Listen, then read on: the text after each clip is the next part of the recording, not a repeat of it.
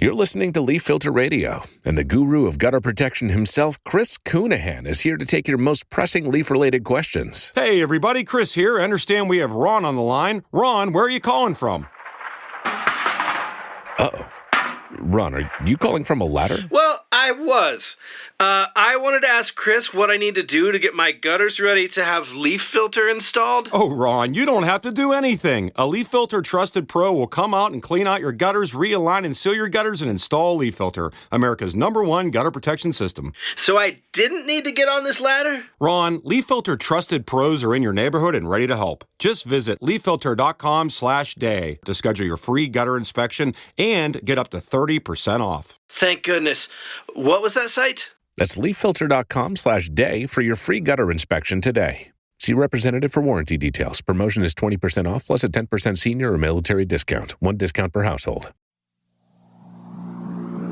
1, 2, 3, 4. Welcome to the Power Up Podcast, your source for the latest tech insights in electric utility design and the energy industry at large. I'm Cory Burns, a licensed civil engineer with a deep background in structural engineering and engineering technology implementation for the utility industry. And I'm Trevor Scullion, a tech entrepreneur with over 20 years of experience creating solutions that power the future of engineering and technology. On this show, we'll explore how emerging technologies, evolving standards, and smarter systems are reshaping the way we think about designing and modeling our energy infrastructure, as well as the broader energy landscape. From AI and digital twins to design automation, right through to the business of energy, we dive into the trends driving innovation in this critical space at this critical time. And we're not afraid to ask the tough questions or challenge a few old assumptions along the way. So plug in and power up.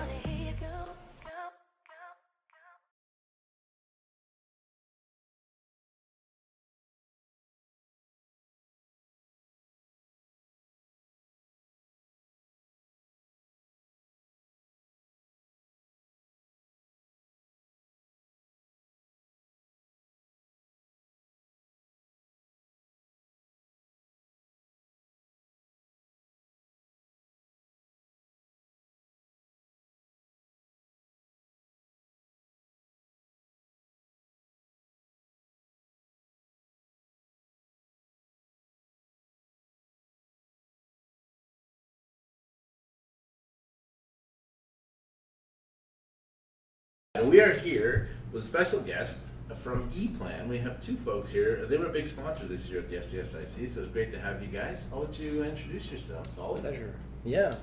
Thank you very much for having us, Trevor. Pleasure to be here at SDSIC.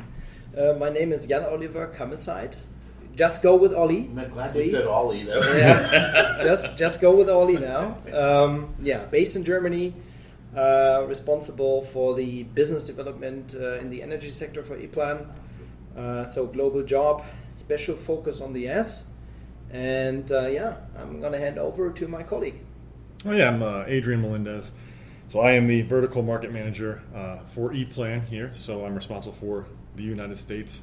I have Ollie as my backbone support whenever I need support from HQ. We're really excited to get started in the energy industry here in the United States, something we've been doing globally for quite a long time now. Awesome. Yeah, it's great to have you guys here, man. It's been really, really nice to see you come in as a sponsor, and glad to have you on board. Hopefully we'll see you every year after this, right? So, absolutely. So this, the podcast we started is really for the consortium. It's for vendors like yourselves, for members to introduce themselves and get to know something about us. So you want to tell us a little bit about ePlan? Yeah, I'll go first and you fill in the gaps? Sure. Okay. ePlan is software company headquartered in Germany, 40 years of history. What we call the home turf is certainly industrial automation, automotive industry, machinery building. Quite a good footprint there globally, and we decided some years ago to also focus the energy sector even more. Have been quite a good footprint in wind energy and photovoltaic, so we are not new in the energy sector, but with the hire of myself, actually we started up with the power grids ecosystem even more decentralized energy systems. And we are software specialized in electrical schematics, electrical design, and it's a complete software platform, but that's the bread and butter business, and that's also something that we bring in for the power grids.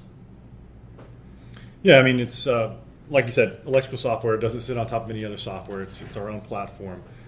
Proven software. It's been around for years, but it's a very data-centric software. That's what we run our whole platform off of. You know, all of our designs are smart designs, not just lines on a paper. Everything that goes into it has data behind it. So it brings a lot of advantages to the customer, a lot of automation involved with it, and a lot of ways of taking out manual tasks to help the customer reduce their engineering hours. Yeah, that's awesome. So remind me again, if I'm wrong, correct me, but you also have like an iPad app and all kinds of things, don't you? Didn't you have an iPad app? Well, you can certainly use iPads to enter the cloud. Right. I remember seeing it. You have seen that. Yeah. And Adrian already pointed out that, of course, there's much more to it today than just schematics, 2D engineering, 3D engineering. We have heard a lot about digital twins already today. That's a global topic, honestly. Yeah. So, but that's certainly something that we bring in. And Adrian also mentioned that our focus is on automated engineering, and the benefit that we have certainly is that the 40 years of experience from industrial automation, also from the automotive industry, we believe now helps us to support the electric utility industry to also automate and speed up things like that. So, and you mentioned the cloud. That's collaboration is a key asset for us, for sure, and also interconnecting with other software platforms, things like that. So collaboration certainly next to automation, one of our keywords. Yeah, awesome. So digital twin. Everybody has a different definition. The marketing is getting on my nerves. Oh yeah. I mean, what's your description of a digital twin? Just give it to the consortium. Let them know. So digital twin is basically a digital representation, and if we're talking substations, digital representation of the substation. I mean, and that is from looking at it physically all the way down to the electrical schematic, all the way through the design there. And the advantages you see with that are, obviously, you have a perfect piece of data to look at, right? That you can go into. It's all there, documented perfectly, ready for you to go. Yeah. And beyond that, the advantages are, okay, we have an upgrade coming to this substation. Well, we don't have to send people out to the field to check out the substation and see what we need to change. It's already here. You can look through it. There's a safety aspect to that too, because you're not sending as many people to the field. So to me, it's exactly what it is. Digital twin is just a digital representation of the same substation you have in the field, or a new substation that you're going to be building in the field. Right. Now, you guys, and correct me if I'm wrong here as well, you guys don't necessarily do a 3D digital twin. You guys are more on the 2D digital twin. So drawings that represent a digital twin, or are you actually presenting kind of a 3D digital twin? Yeah, we are presenting a 3D digital twin on the protection and control side of things, right? So when we mix in with a company like Primtech, for example, who does the physical side together, it creates a full digital twin on the physical side, plus ours on the protection and control side. Yeah, okay. Maybe referring to what you said, digital twin is like a buzzword. There's no doubt about that. It certainly is, but I think it's not only marketing. It's really changing processes, and there is not one digital twin. So there are multiple digital twins. Digital twin is already there when you don't have the physical twin, and the digital twin will be there at the end of the life cycle when the physical twin is not there anymore. So I like to talk about digital twins, Trevor, because I'm part of the a working group of the VDE in Germany, and digital twins is all we care about. So that's great. you hit the right topic. Well, and everybody gets confused because of some crazy marketing by different companies, right? There's all kinds of people pitching some kind of digital, but it's not really a good description mostly. So I appreciate that. That's great. You got any more questions you wanted to? Yeah. You had a list. I got a small list here. It's not made extensive. And they're pretty simple. I mean, I think more than anything, when I think of software solutions, the first thing that comes to mind is what is the problem that you're solving? And I think your description of what your software is inherently kind of describes some of that to a degree. But a lot of times people bump into software platforms and they're okay, you're almost going to be creating more question marks than maybe you are solving. How do you guys avoid that circumstance? How do you avoid the circumstance of kind of introducing more headaches in an effort to try to solve initial headaches? And what are the problems that you guys, so what are the issues you would say your software solves? Well, first off, it's a topic that you hear all the time at SDSIC. It's the manual tasks. That's what everyone's trying to solve, right? Those manual tasks that take engineers away from being able to do engineering. And that's what we're looking at solving. And that's what our software does solve. Like, for example, wiring diagrams. We talk to an engineering firm and they say, what we do with our new engineers? We throw them on wiring diagrams, and that's what they do for their first year. They just sit in there, and that's all they do the whole time. And in our head, we're like, oh my God, like that is obviously great training, I'm sure, but that's the best way to kill a new engineer from the ground up. And it's not the best way to get them up and running to become great engineers. Right. And that's a task that our software just takes out of that, automated wiring. So that's one thing that we're looking to solve is those manual tasks. We want engineers to get back to engineering and pull those design hours out so that they can work on value-added tasks. Right. Actually, I really like your question because the way you approach customers is a really, really crucial one.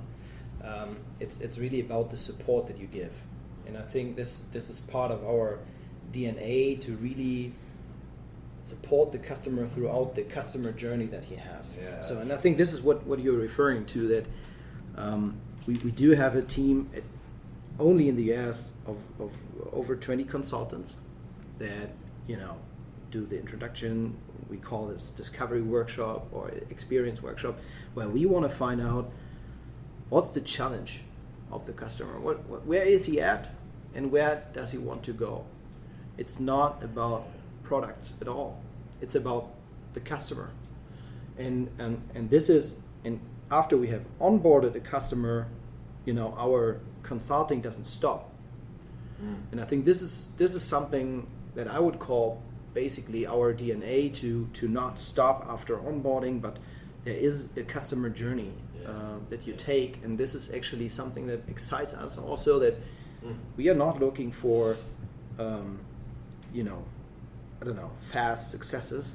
We're looking for a long-term relationship, and I think that's really crucial.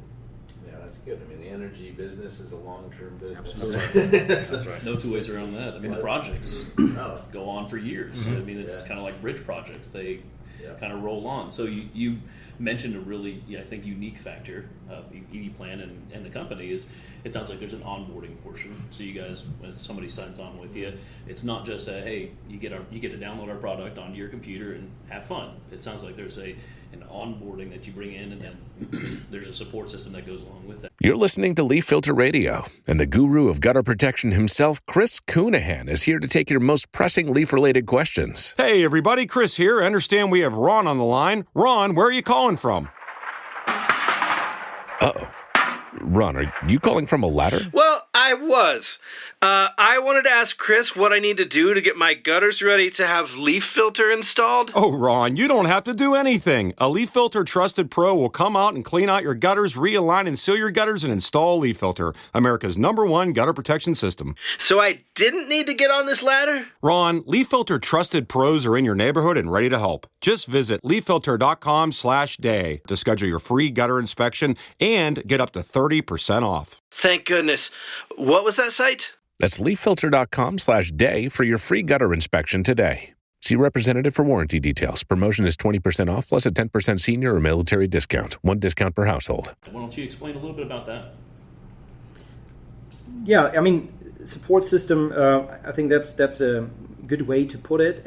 It's, of course, the consulting part for sure, that you get people on site or you get people in video calls supporting you.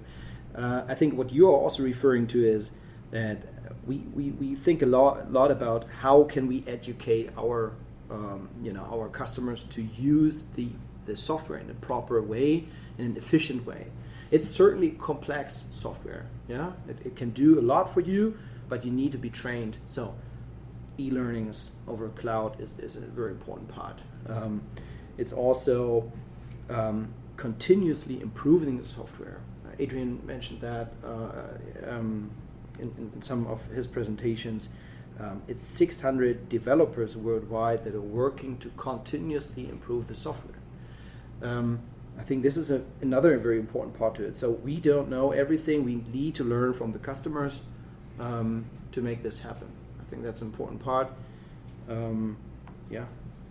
No, that's great. I like what you said earlier with the training part, right? So we're bringing in new engineers. Like it's one of our biggest things, trying to get young recruits to join this industry. Yeah. That they might see it as more stagnant than some, maybe. Sure. You're not coming into technology really. You're going substations and it's older technology really. But we need the young people to come in and help us with that. If they come in and they have to do schematics for a year, see ya. Somebody mentioned, first thing we do is get them to learn how to read blueprints. Tell me they're not blue still. Are they actually blue? Wouldn't be shocked in some instances, right? For sure. Yeah, learn how to draw on vellum. And when you're talking about getting customers up to speed, the implementation part of that package, it's always, with our software, it would not work to just give it to somebody and say, here you go, figure it out on your own. Right. Especially folks that are used to different softwares, they would be lost and it would be a complete failure. The biggest thing we always talk about is, you need to have the right implementation for this. You need to have the right training. You need to have everything. Otherwise, you're just pushing the ROI farther and farther away. Yeah. Right? The more you can do up front, the better. And yes, it might hurt at first, but then you're up to speed faster. And here's what I'm talking about. The way the industry's growing right now, if you push that out farther, you're going to be even more behind. So at some point, with the way the industry's growing, you might get up to speed, but it's just putting you back to square one again because it's even more busy at that point. So if you're not actually making that step, then you're even farther behind. Right. Yeah, I mean, it's absolutely critical now to get up and running as fast as you can, but having help from the vendor directly is the best. Absolutely. That's been a failure in the past, but some of the software companies just drop off software and split. They make the sale and they're gone. Yeah. You just cannot leave them alone. Yeah. And that's the architecture, engineering, construction industry universally. That's not just transmission distribution. That has been a trend and a complaint of virtually everybody in the AEC industry of kind of, hey, you're a software vendor, you dropped this on my lap, and then you advertise it as the kind of the golden goose that's going to lay the golden eggs, and it's now laying brown eggs, and I don't like that. So it's good to see that you guys are kind of there for the long haul. You're very supportive. I'm curious. Trevor is an international individual inherently, but he's North America. You guys are Germany. You guys are over the pond. So what is the challenges? What have been some of the challenges for you guys in kind of tapping into the American market as we embark in the United States on a new trajectory, I would say, for supporting energy infrastructure? Well, the great thing is that we do have 70 people already in the US, US guys that have been establishing ePlan, I think, for more than 20 years, I think even almost 30 years here in the US. That certainly makes it easier for us to also tap on, a new market. But if you look at what electric utilities do, technically it's the same worldwide. Yeah, so they all transform electricity. Different voltage levels, okay, but technically it's the same. And I think this makes it easier to adapt and understand what the challenges are, also in the US. But still, of course, that's a crucial point for us to of course win US customers. I mean, we can come around with a lot of European and global examples, but it's very important for us to of course win US customers now in this field too. Yeah, that's definitely something that we are pushing for right now. But talking about the challenges, I think they are really very similar. There are some differences, but the challenges the world faces in involving or building more decentralized energy systems, integrating data centers, renewable energies, data centers is certainly, the growth that the US sees is certainly unique, for sure. Yeah, that's definitely a unique thing. But other than that, challenges are the same, and you also see this here at the SDSIC. And I warned you, I'm shy. I'm not talking very much. Introvert. So this is something that we really like here about SDSIC. So I can promise we'll be back. Yeah. Awesome. That's great. Fantastic news. Yeah. So I stopped myself. So, no, that was great. Very quiet, very reserved. I know. Ask my wife. Yes. Yeah. No, we won't. All right. So, do you guys have a message for most of this goes to the consortium team, and Cory's going to be broadcasting as far as he can and as much as he can. That's right. Do you have a message for the SDSIC members? We got about 2,500 members now. This will go out on the website. It'll go to everybody. You got some good message for them? I got an idea, but you got. Yeah, no, I think you got for one me, too. Keep doing what you're doing. Keep spreading the word. This needs. I think every utility in the United States needs to know about this because there are some areas where there's still not a lot of crazy load growth. It's still stagnant, and they're just going to continue doing the same processes over and over again, and it hasn't reached them. Keep spreading the word because that's the fantastic thing about the utility industry. Yeah. Is that it's all about collaboration.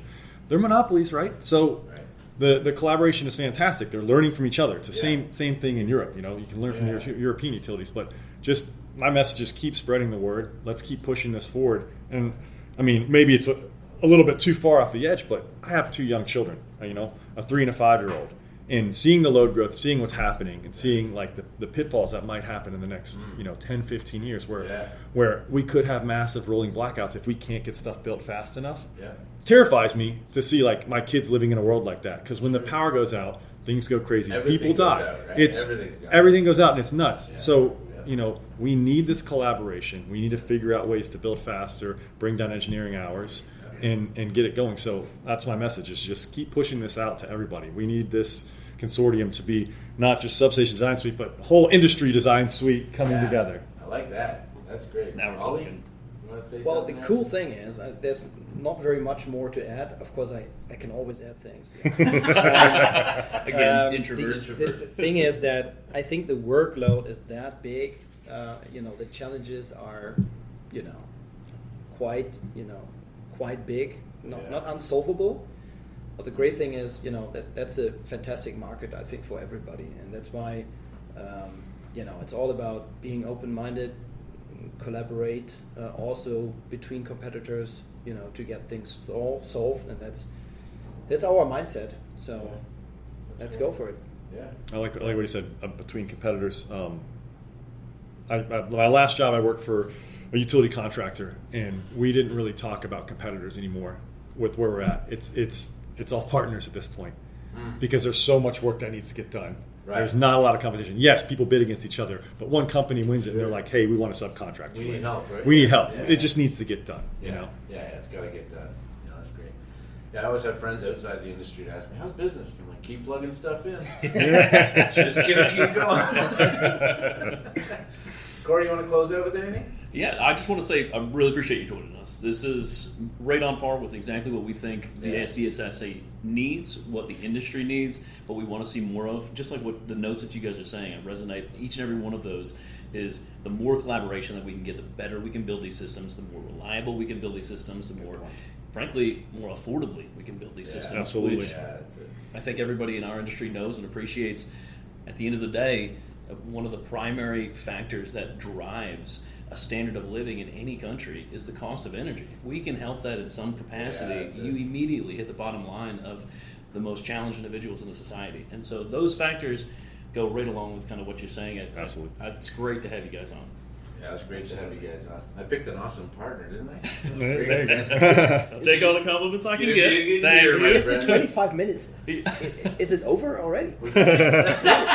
The extrovert wants to keep going. Yeah, of course. You better cut it off soon, or else it's going to go on for 3 I hours. just feel like we can't. There's so many sponsors that we couldn't get everybody up on stage to speak to the whole crowd, right? It would have been great to have you guys up for everybody, but this is a way for us to get you out to everybody, and we had a lot of folks listen to them. Last time we had 6,700 downloads of the podcast. Oh, excellent. So it gets out. The word gets out. Cool. It's usually like kind of a slow, but Yeah. eventual kind of gets out there. Usually it's, the first week it's not a million hits, and then sure enough, they just start hitting in. Last time, what country did we hit last time that we were like blown? Was it Switzerland or Sweden or something like that? It was, yeah. Somebody. They get switched around, Switzerland and Sweden. But they do. That's the American in me, so. Well, we get it. I can tell you a lot about that. Well, thanks again, guys. Thanks really appreciate it, guys. And talking Thanks, to us. man. It's great. Appreciate it. Very good. It's great to make the connection as well. That was fantastic. So. Yeah. All right. Fade left.